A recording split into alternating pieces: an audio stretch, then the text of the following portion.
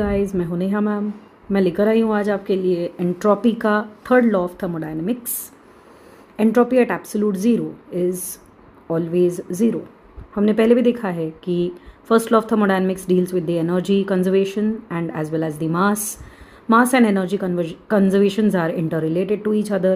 The second law told you about the delta S values if spontaneous, non-spontaneous, and also at equilibrium.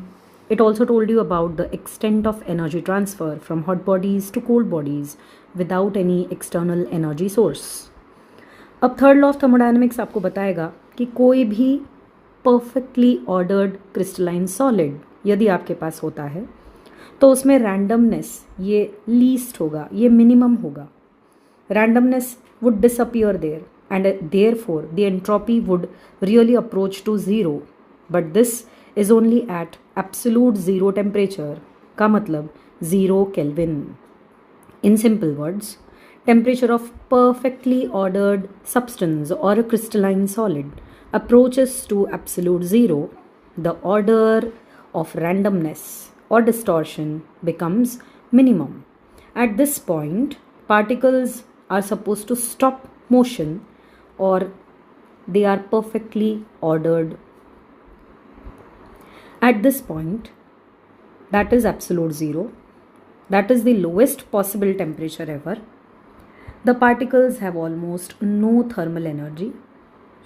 They are in a perfect orderly mannered crystalline arrangement. They also stop vibrating ideally. Molecular motion minimum होगा.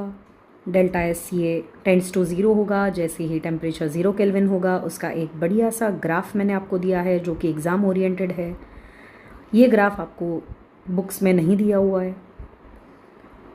अब short में अगर देखा जाए तो entropy जब zero होगी तब एब्सोल्यूट ज़ीरो रीच हो जाएगा, that is 0 kelvin. But remember that it is not reached practically.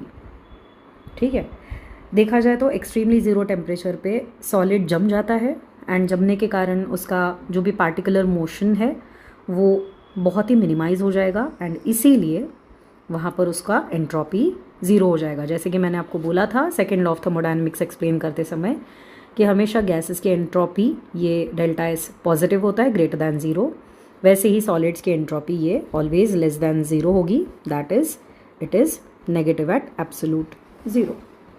Thank you for such interesting facts.